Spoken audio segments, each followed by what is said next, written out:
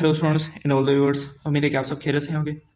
आज हम डिस्कस करने वाले हैं केमिस्ट्री के important chapter chemical reactions discuss करेंगे, जिसमें इंपॉर्टेंट क्वेश्चंस हैं, इंपॉर्टेंट एमसीक्यूज हैं फॉर द मेरा यूनिवर्सिटी। ठीक है स्टूडेंट्स, और अगर आपने मेरे पिछले वीडियोस नहीं देखे केमिस्ट्री के, फिजिक्स के या मैथमेटिक्स के, तो मेरी आप सबको ये एडवाइस है, तो पहले जाके वीडियोस देख लीजिएगा। बहुत इंपॉर्टेंट मैंने एमसीक्यूज अपलोड कर दिए हैं। ठीक है, रिगार्डिंग पास्ट पेपर्स, जो मैंने सैम्पल पेपर्स खुद बनाए थे वो भी मैंने काफ़ी सारे अपलोड कर दिए हैं। तो अगर आपने वो वीडियोस नहीं देखे तो पहले जाकर वीडियोस देख लीजिएगा, और अगर आप इस चैनल पे न्यू हैं तो चैनल को लाजमी सब्सक्राइब कर दीजिएगा। ठीक है स्टूडेंट्स, तो स्टार्ट करते हैं आज के इस वीडियो लेक्चर को।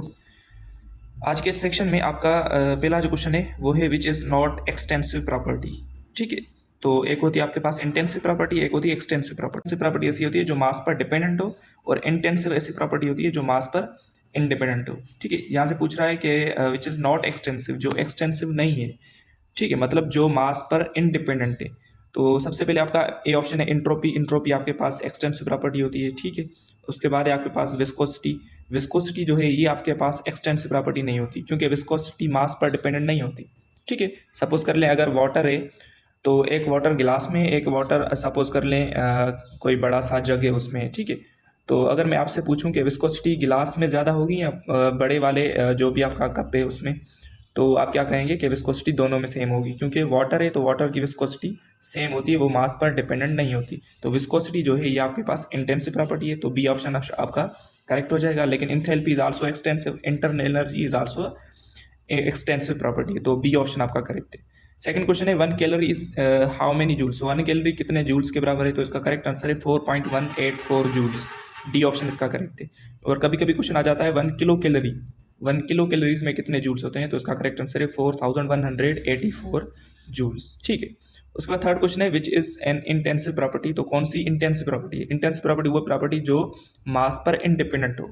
ठीक है, तो डेंसिटी जो है, तो डेंसिटी आपके पास मास पर, ये मास पर डिपेंड नहीं करती, तो डेंसिटी आपका करेक्ट आंसर है। एक्सटेंसिव प्रॉपर्टीज, बाकी जो तीन ऑप्शन है ये आपके पास एक्सटेंसिव प्रॉपर्टी है, डेंसिटी जो है ये आपके पास इंटेंसिव प्रॉपर्टी होती है।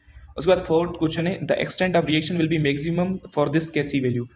तो हमेशा याद कर दीजिएगा कि एक्सटेंट ऑफ रिएक्शन जो है ये केसी की वैल्यूज 10 पर, अगर केसी की वैल्यू 10 है तो वहाँ पर हमेशा रिएक्शन का जो एक्सटेंट होता है वो हमेशा मैक्सिमम हो जाता है। Extent means time. ठीक है, अगर 10 से कोई भी वैल्यू कम होगी तो भी केसी की वैल्यू यानी रिएक्शन का एक्सटेंट स्मॉल हो जाएगा, अगर बढ़ जाएगी तो भी स्मॉल हो जाएगा। 10 पर हमेशा केसी की जो, अगर केसी की वैल्यू 10 होती है तो उस पर हमेशा एक्सटेंट ऑफ रिएक्शन मैक्सिमम होती है, तो इसकी वजह से इसका करेक्ट आंसर है ऑप्शन नंबर सी। उसके बाद फिफ्थ क्वेश्चन है yield of ammonia NH3 in Haber Bosch process favoured by. तो अमोनिया की प्रोडक्ट जो है हेबर बोस प्रोसेस में यही होता है जिसमें हम अमोनिया को प्रोड्यूस करते हैं। ठीक है, तो वो कौन सी कंडीशन पर होता है, तो इसका करेक्ट आंसर है हाई प्रेशर पर एंड लो टेम्परेचर पर। ठीक है, तो ये कंडीशन होती है, अमोनिया की प्रोडक्शन हमेशा high pressure and low temperature पर होती है इन हेबर बोस प्रोसेस में। उसके बाद फिफ्थ क्वेश्चन है with an increase in temperature exothermic reaction will move. ठीक है, अब देखें एक होता है एंडोथर्मिक, एक होता है exothermic reaction.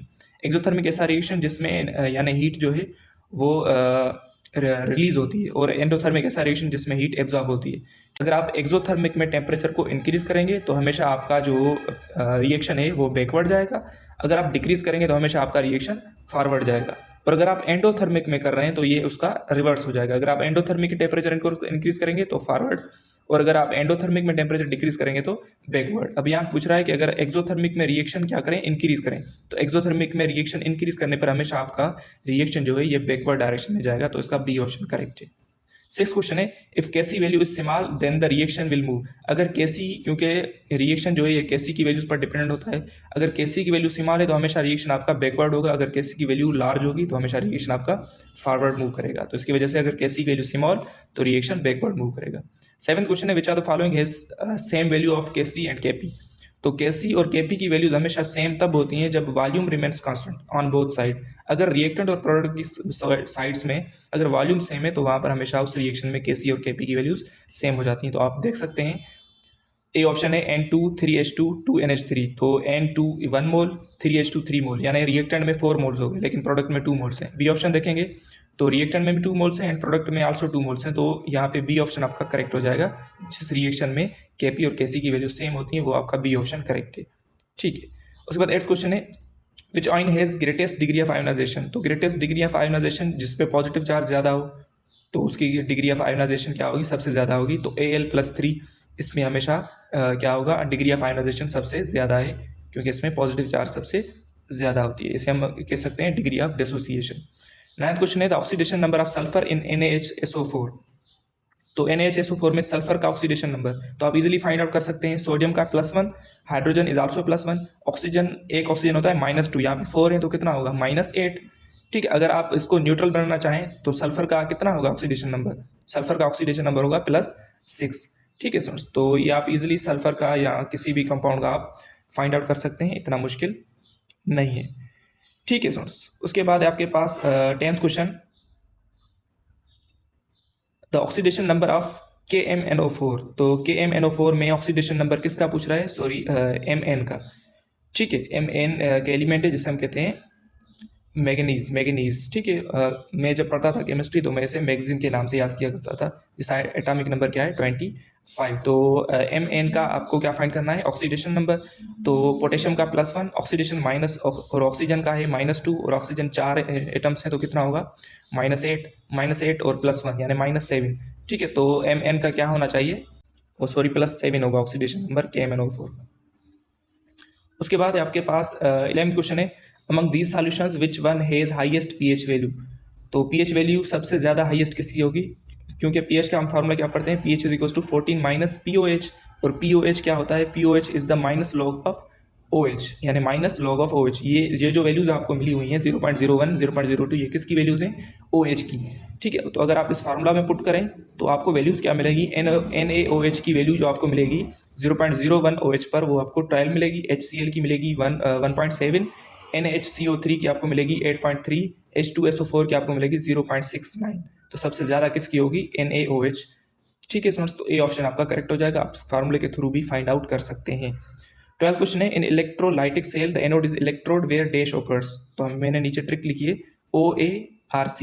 OA means oxidation पर हमेशा, ऑक्सीडेशन जो है हमेशा एनोड पर होती है और रिडक्शन हमेशा कैथोड पर होती है। तो ऑक्सीडेशन हमेशा कहाँ पर होगी, एनोड पर होगी, तो आपका बी ऑप्शन करेक्ट हो जाएगा। 13 क्वेश्चन है द रेंज ऑफ POH। तो POH की रेंज क्या होती है, ये होती है 0 to 14। ठीक है, POH हम यूज़ करते हैं टू फाइंड आउट द कि कोई कंपाउंड एसिड है, बेस है या न्यूट्रल है, तो ये फाइंड आउट करने के लिए हम POH यूज़ करते हैं। तो इसकी वैल्यू होती है 0 to 14। 14 क्वेश्चन है the oxidation number of H2, oxidation number of sulphur, sorry sulphur नहीं लिखा हुआ, oxidation number sulphur in H2SO4। तो सल्फ्यूरिक एसिड में सल्फर का ऑक्सीडेशन नंबर फाइंड आउट करना है। तो हाइड्रोजन का क्या है, +1, यहाँ पे हाइड्रोजन 2 है तो +2, और ऑक्सीजन -2 एक है तो 4 है तो -8। तो आप सल्फर का अगर आप इसको न्यूट्रल बनाना चाहें तो सल्फर का कितना होगा, +6 होगा।